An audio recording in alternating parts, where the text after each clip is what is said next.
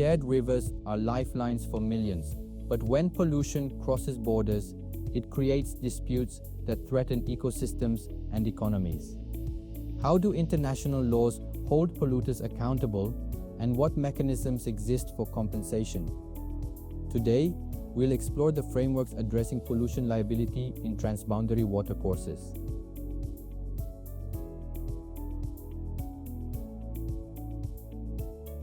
Pollution from industries, agriculture, and urban areas often flows downstream, affecting countries that didn't contribute to the problem.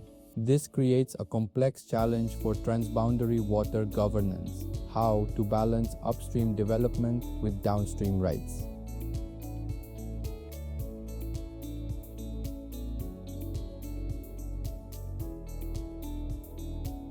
International water law is guided by two key principles. 1. The polluter pays principle. Those responsible for pollution must bear the cost of mitigation and compensation. 2. The no significant harm rule. States must ensure their actions don't harm other countries' water resources.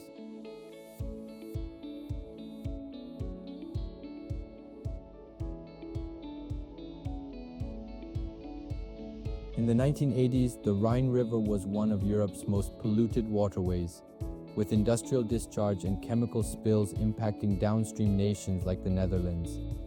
The Sandoz spill in Switzerland dumped toxic chemicals into the Rhine, killing fish and contaminating drinking water supplies across multiple countries.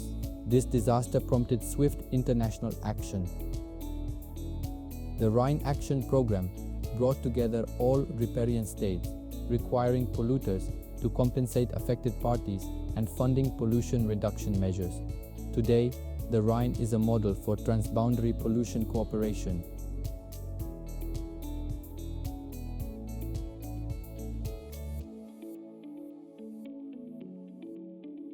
The Danube River Protection Convention of 1994 established a legal framework for pollution prevention and liability among 14 countries. It prioritizes joint action and holds polluters accountable for cross-border impacts.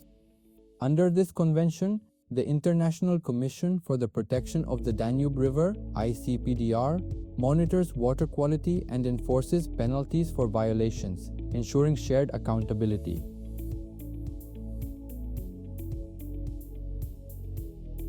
In the Mekong Basin, compensation mechanisms are evolving to include financial penalties and restoration funds for downstream nations affected by pollution from upstream industries. The Trail Smelter arbitration between Canada and the US set a precedent for transboundary pollution cases. It established that a country is responsible for preventing harm to its neighbors and compensating for damages caused.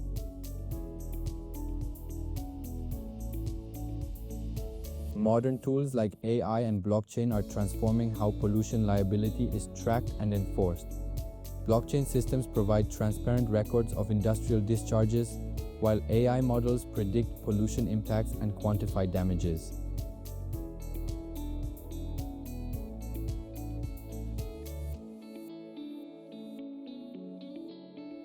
Despite these frameworks, challenges remain. Weak enforcement. Many agreements lack robust mechanisms for penalties. Data disputes. Upstream and downstream nations often contest pollution sources and impacts. Unequal power dynamics. Smaller nations may struggle to hold powerful upstream polluters accountable.